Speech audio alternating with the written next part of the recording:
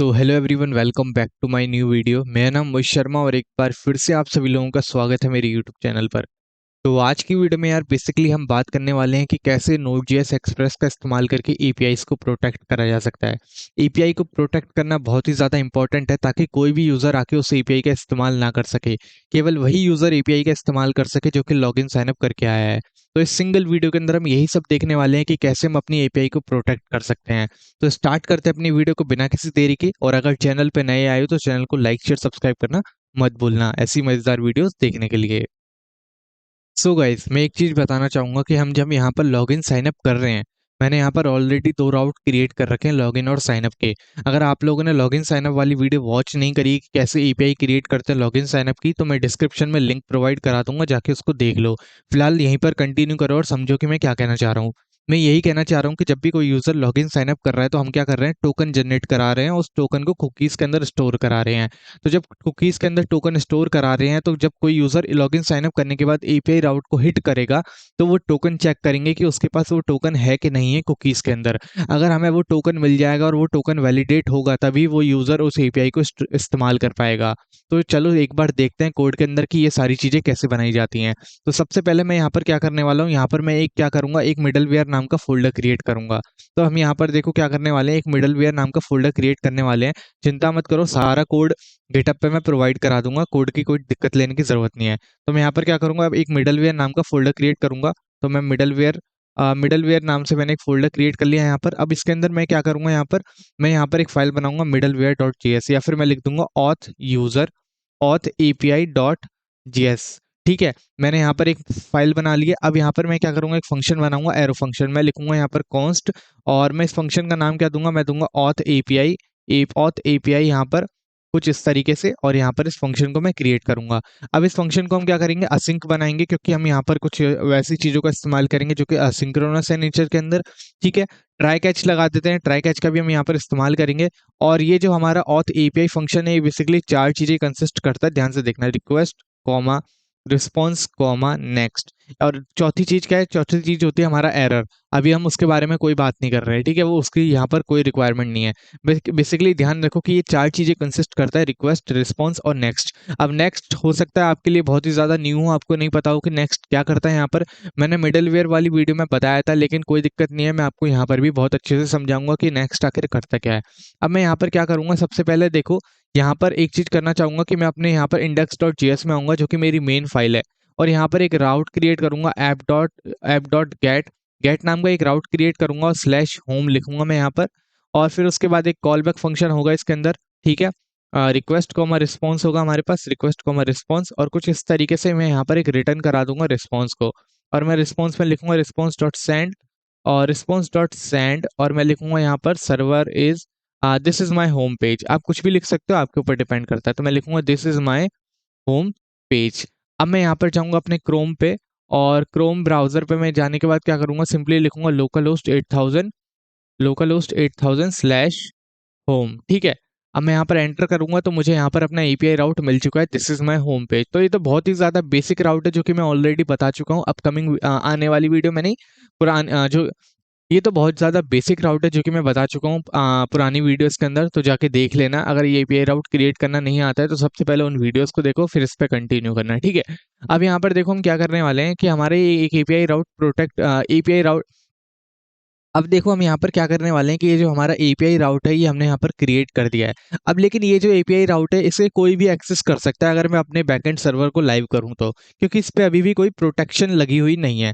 तो हम यहाँ पर प्रोटेक्शन लगाने के लिए हम यहाँ पर क्या करेंगे, इस एपीआई राउट के अंदर हमने जो मिडलवेयर बनाया है, उस मिडलवेयर को हम क्या करेंगे, एक्सपोर्ट कराएंगे यहाँ से।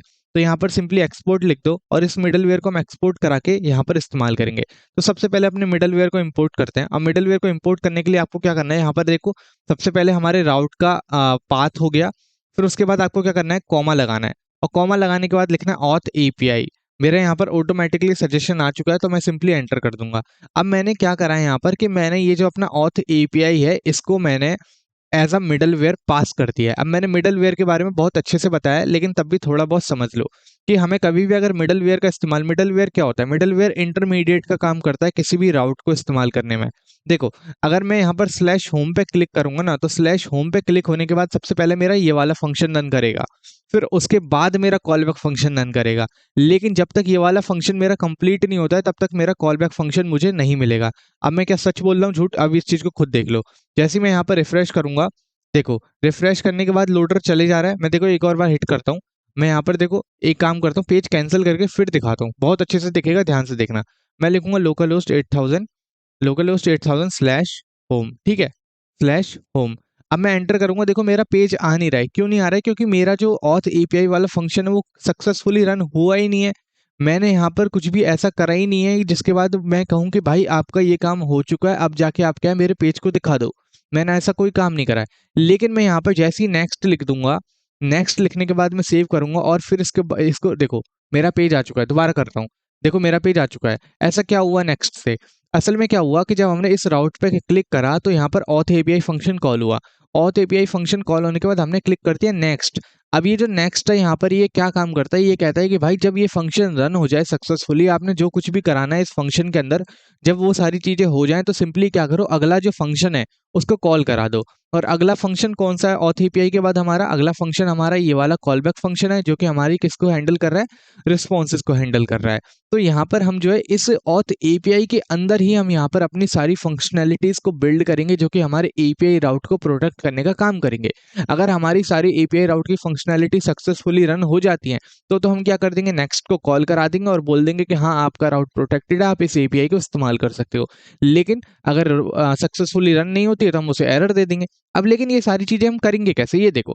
सबसे पहले हमें क्या करना होगा, मैं आपको एक चीज दिखाता हूँ कि जब मैं लॉगिन साइन अप कर रहा हूँ, मैं यहाँ पर थंडर क्लाइंट का इस्तेमाल कर रहा हूँ, और मैं जब यहाँ पर लॉगिन कर रहा हूँ, देखो ये मेरा लॉगिन का राउट है, ठीक है, ये मेरा क्या है, लॉगिन का राउट है। अभी यहाँ पर बाय डिफॉल्ट एक कुकी है। अब मैं इस कुकी को डिलीट करने की कोशिश करता हूँ। आई थिंक यहाँ पर एक ऑप्शन होगा, मैनेज कुकी, जाता हूँ और मैं इन कुकीज को डिलीट कर देता हूँ। तो मैंने कुकीज यहाँ पर डिलीट कर दिए हैं। अब मेरा कुकीज यहाँ से डिलीट हो चुका है, अभी यहाँ पर दिखाई दे रहा है, कोई बात नहीं, यहाँ से मैं इसको डिलीट कर दूँ, कोई दिक्कत नहीं, रिफ्रेश वगैरह करना पड़ेगा बस, ठीक है। अब जैसे ही मैं यहाँ पर देखो सेंड पे क्लिक करता हूँ तो मुझे देखो एक नया कुकी मिल रहा है। जैसे ही मैं एक सेंड पे क्लिक कर रहा हूँ एक नया कुकी मिल रहा है। और ये जो कुकीज है मुझे बेसिकली टोकन मिल रहा है, कुकीज नहीं मिल रहा है मुझे, क्या मिल रहा है, टोकन मिल रहा है। और ये जो टोकन है मुझे मेरे कुकीज के अंदर मिल रहा है। किसके अंदर मिल रहा है? कुकीज के अंदर। तो हम यहाँ पर क्या कर रहे हैं, जब भी लॉगिन कर रहा है यूजर या साइन अप कर रहा है तो टोकन को हम कुकीज के अंदर स्टोर करा रहे हैं। तो बस हमें यहाँ पर कुछ नहीं करना है, हमें अपने ऑथ एपीआई के अंदर इस टोकन को रिट्रीव करना है। अगर हमारे पास ये टोकन होगा तो इसका मतलब क्या, यूजर लॉगिन है। अगर ये टोकन नहीं होगा तो यूजर लॉगिन नहीं है, उसका अकाउंट एक्सपायर हो चुका है। तो यही चीज हम यहाँ पर करने वाले हैं, बहुत सिंपल सी चीज है। अब देखो यहाँ पर मैं क्या करूंगा, मैं लिखूंगा कॉन्स्ट टोकन। सबसे पहले हमें टोकन को एक्वायर करना है। तो देखो ये जो टोकन है ना, ये कहाँ पर होगा, request dot cookies, request dot cookies, और किस नाम से होगा, टोकन के नाम से। अगर मैं यहाँ पर दिखाना चाहूँ, देखो ये हमारे जो कुकीज हैं इसमें टोकन नाम की वैल्यू है, नेम क्या है इसका, टोकन है, ठीक है। तो अब मैं यहाँ पर क्या करूंगा, ऑथ एपीआई के अंदर आऊंगा, मैं लिखूंगा request dot cookies dot token, और इस टोकन को मैं कंसोल कराऊंगा, मैं लिखूंगा कंसोल डॉट लॉग टोकन।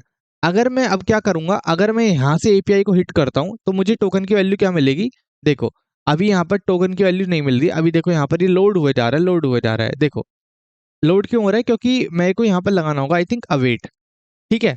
अब मैं इसको दोबारा चलाता हूँ, ठीक है, अभी यहाँ पर देखो ये लोड हुए जा रहा है। तो ये ऐसा क्यों हो रहा है? सो मुझे पता लग गया है कि ऐसा क्यों हो रहा था। बेसिकली मैंने ये देखो यहाँ पर ना ऐसे लिख रखा था कुछ, ठीक है। अब मैं जैसे ही अपने राउट को कर रहा था, मैं जैसे रिफ्रेश कर रहा हूँ तो मेरा लोडर चले जा रहा है, चले जा रहा है। तो बेसिकली हो सकता है कोई ना कोई एरर आ रहा हो, तो मैं क्या करूंगा, उस एरर को कंसोल कराने की कोशिश करूंगा। मैं लिखूँ कंसोल डॉट लॉग और मैं लिखूँ एरर। अब कोई भी एरर होगा तो मुझे क्या कंसोल में मिल जाएगा।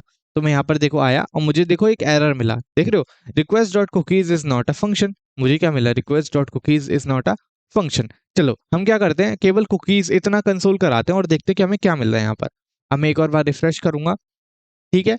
अभी हमें देखो यहाँ पर एक पर्टिकुलर ऑब्जेक्ट मिल रहा है। अब मैं क्या करूँ, request dot cookies dot token कर दूं।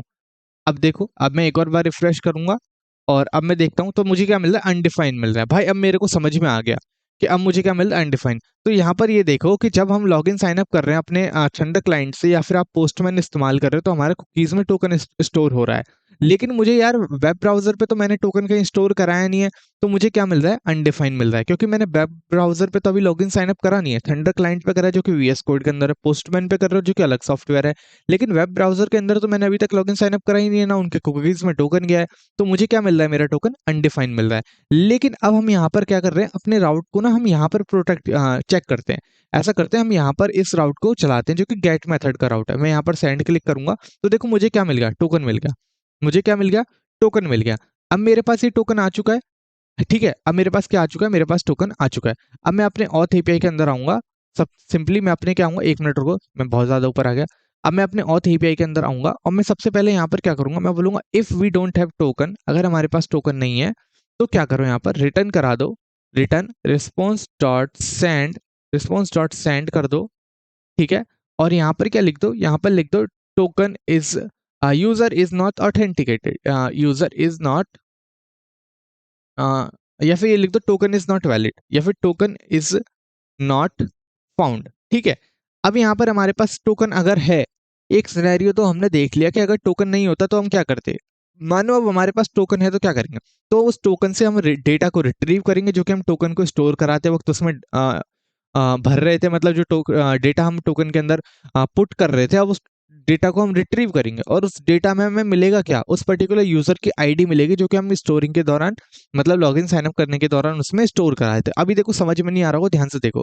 मैं लिखूंगा token equal to await, await लिखने के बाद मैं लिखूंगा JWT। तो हमें यहाँ पर इंपोर्ट करना है जेसन वेब टोकन को। सबसे पहले हम क्या करेंगे, यहाँ पर जेसन वेब टोकन का इस्तेमाल कर रहे हैं, तो मैं यहाँ पर लिखूंगा क्या, मैं लिखूंगा इम्पोर्ट, इम्पोर्ट JWT फ्रॉम, लिखूंगा जेसन, जेसन वेब टोकन। अब यहाँ पर मैं लिखूंगा, यहाँ पर क्या, मैं लिखूंगा JWT डॉट वेरीफाई। हमारे पास एक मेथड होता है JWT डॉट वेरीफाइड। अब मैं यहाँ पर टोकन की जगह लिखूंगा decode token data, decode token data. इस टोकन के अंदर एक पर्टिकुलर डेटा होगा, उस वेरीफाई के थ्रू हम उस डेटा को रिट्रीव करेंगे।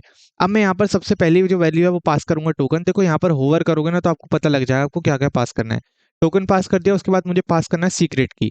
तो मैं लिखूंगा यहाँ पर क्या, प्रोसेस डॉट ENV। अब यहाँ पर सीक्रेट की, वही सीक्रेट की आएगी जो कि लॉगिन साइन अप के दौरान हमने वही सीक्रेट की दी थी, वही सीक्रेट की यहाँ पर इस्तेमाल होगी। तो मैं लिखूंगा यहाँ पर सीक्रेट, टोकन सीक्रेट, मैं लिखूंगा यहाँ पर टोकन, और मैं लिखूंगा सिंपली सीक्रेट, ठीक है। मैंने यहाँ पर लिखा टोकन सीक्रेट। अब यहाँ पर मैं कंसोल कराऊंगा अपने डिकोड डेटा को, तो मैं लिखूंगा कंसोल डॉट लॉग और मैं लिखूंगा डिकोड डेटा, ठीक है, डिकोड टोकन डेटा। अब जैसे ही मैं यहाँ पर देखो, सबसे पहले मैं लॉगिन करता हूँ, लॉगिन करा, एक नया टोकन जनरेट हुआ, कुकीज के अंदर स्टोर हुआ। अब मैं यहाँ पर अपने होम राउट पे get method, gate request trigger करता हूँ, ठीक है। तो जैसे ही मैं ट्रिगर करूंगा तो देखो मुझे टोकन मिला। टोकन के बाद मुझे क्या मिला, टोकन के बाद मुझे यहाँ पर क्या मिला, मुझे देखो टोकन के बाद मेरे को अपना डेटा भी मिल गया जो टोकन के अंदर स्टोर था। तो टोकन के अंदर क्या है, यूजर की आईडी स्टोर है। तो इस आईडी को हम क्या करेंगे, रिक्वेस्ट डॉट यूजर आईडी करके एक ऑब्जेक्ट, बेसिकली हमारा रिक्वेस्ट का एक ऑब्जेक्ट है, तो उस ऑब्जेक्ट के अंदर हम एक यूजर आईडी नाम की की को स्टोर करा देंगे। तो हम क्या लिखेंगे, request dot user ID equal to, मैं लिखूंगा यहाँ पर क्या, मैं लिखूंगा डिकोड डेटा डॉट आईडी। अब ये हो सकता है आपको नहीं समझ में आए, तो देखो मैं बताता हूँ कैसे। हम जैसे एक ऑब्जेक्ट क्रिएट करते हैं, ऑब्जेक्ट इक्वल टू कुछ इस तरीके से, ठीक है। इस तरीके से ऑब्जेक्ट क्रिएट करते हैं, फिर हम लिखते हैं ना OBJ dot name equal to Mohit, है ना। तो ये क्या होता है, नेम नाम की फील्ड ऐड हो जाती है जिसकी वैल्यू क्या होती है, मोहित होती है। ऐसे ही हमारे पास क्या है, एक रिक्वेस्ट ऑब्जेक्ट है जिसके अंदर हम क्या लिखे, रिक्वेस्ट डॉट यूजर आईडी, और उसके अंदर हमने क्या आईडी पास कर दी टोकन की। अब ये जो नेक्स्ट मेथड है, ये पता है क्या करेगा, इस पर्टिकुलर रिक्वेस्ट को सिंपली पास कर देगा नेक्स्ट नेक्स्ट फंक्शन के अंदर। ये जो नेक्स्ट मेथड है हमारा, ये जो हम यहाँ पर कॉल कर रहे हैं, ये कुछ नहीं करता है। जब ये पूरा ऑथ एपीआई वाला बेसिकली फंक्शन कंप्लीट हो जाएगा, तो यहाँ पर जो हमारा इंडेक्स डॉट जीएस के अंदर हमारा जो कॉल बैक फंक्शन रन हो रहा है, हमारा जो कॉल बैक फंक्शन रन हो रहा है, वो सारा डेटा हमारा कहाँ पर आ जाएगा, इस पर्टिकुलर रिक्वेस्ट ऑब्जेक्ट के अंदर आ जाएगा। तो मैं यहाँ पर क्या लिखूंगा, कंसोल डॉट लॉग, और मैं लिखूंगा रिक्वेस्ट डॉट यूजर आईडी। देखना, मैं लिखूंगा रिक्वेस्ट डॉट यूजर आईडी। तो अब यहाँ पर जैसे ही मैं हिट करूंगा, देखो मैं जैसे ही यहाँ पर दोबारा पेज हिट करूंगा, तो मुझे देखो मेरी यूजर आईडी मिल गई। मुझे क्या मिल गई, अपनी यूजर आईडी मिल गई। ध्यान से देखो, मुझे मेरी यूजर आईडी मिल चुकी है। अगर अभी तक नहीं समझ में आ रहा है तो मैं ऐसा करता हूँ, इन सारी चीजों को कमेंट कर देता हूँ, ठीक है। तो टोकन भी मैंने कमेंट कर दिया। अब मैं दोबारा हिट करता हूँ, देखो हिट करा, मेरी यूजर आईडी मिल चुकी है। अब इस यूजर आईडी का इस्तेमाल मैं कर सकता हूँ अपने इस पूरे एपीआई के अंदर कहीं भी किसी भी यूजर का डेटा रिट्रीव करने के लिए। लेकिन अब यहाँ पर क्या हो रहा है इस यूजर आईडी, अब देखो सिनेरियो समझो, जहां जहां पर मैं इस ऑथ एपीआई नाम के मिडलवेयर का इस्तेमाल करूंगा जो कि मैंने बनाया है यहाँ पर अपने एपीआई राउट को प्रोटेक्ट करने के लिए, वहां वहां पर मैं अपने यूजर आईडी को रिट्रीव कर सकता हूँ जो कि लॉगिन साइनअप करके एपीआई को इस्तेमाल करने की कोशिश कर रहा है। लेकिन अगर वो लॉगिन साइनअप नहीं है, मानो वो पर्टिकुलर यूजर अगर लॉगिन साइनअप नहीं है, चलो एक बार लॉगआउट का मैंने राउट बना रखा है क्या, मैं देख लेता हूँ। चलो मैंने लॉगआउट का कोई राउट नहीं बना रखा है यहाँ पर। अगर वो पर्टिकुलर यूजर लॉगिन साइनअप नहीं होगा ना, तो क्या होगा, सिंपली हमारा ये वाला रन होगा, ये वाली वैल्यू हमारी रन होगी। तो अगर मैं यहाँ पर देखो, मैं सिंपली यहाँ पर इसको रन करता हूँ, तो मुझे यहाँ पर देखो क्या मिल रहा है। मैं एक काम करता हूँ, मैं यहाँ पर देखो रिस्पॉन्स में एक काम करता हूँ, मैं यहाँ पर कंसोल करता हूँ, मैं कंसोल डॉट लॉग और मैं लिखता हूँ यहाँ पर टोकन इज नॉट डिफाइंड, ठीक है। या फिर मैं आपको क्या करता हूँ, मैं जैसे यहाँ पर अपने नेटवर्क टैब में जाऊंगा और नेटवर्क टैब में जाने के बाद मैं यहाँ पर आपको एक चीज दिखाता हूँ। नेटवर्क टैब में जाने के बाद मैं यहाँ पर सिंपली क्या है, इसको रन करूंगा, ठीक है। इसको रन कर रहा हूँ, हमारा मिडलवेयर रन हो रहा होगा। तो देखो जब हमारा मिडलवेयर रन हो रहा है ना, तो यहाँ पर देखो हमारा क्या आ रहा है, टोकन इज नॉट डिफाइंड। अब ये रिस्पॉन्स आपको कब मिलेगा, जब आपका एपीआई जो है अच्छे से रन होगा। अभी बेसिकली अभी आपको ये रिस्पॉन्स नहीं मिल रहा है, ये रिस्पॉन्स आपको बेसिकली यहाँ पर मिलेगा जब आपके पास टोकन नहीं होगा कीज के अंदर। तो इस चीज के बारे में भी मैं बहुत अच्छे से बताऊंगा, लेकिन अभी हमने यहाँ पर क्या सीखा, अपने एपीआई को प्रोटेक्ट करना सीखा। बहुत ही ज्यादा इजी है, ऐसी कोई बात नहीं है। अब हो सकता है आप लोग कुकीज की जगह पर यहाँ पर हेडर का इस्तेमाल कर रहे हो और हेडर के अंदर से टोकन लेके आ रहे हो, रिक्वेस्ट डॉट हेडर्स करके आप लिख सकते हो यहाँ पर, ठीक है। तो कुछ इस तरीके से हम अपने एपीआई राउट को प्रोटेक्ट कर सकते हैं। तो मैंने बहुत अच्छे से समझाने की कोशिश करी है। मिलते हैं नेक्स्ट वीडियो में। Thank you so much for watching, और अगर नए आए हो चैनल को लाइक शेयर सब्सक्राइब करना मत भूलना।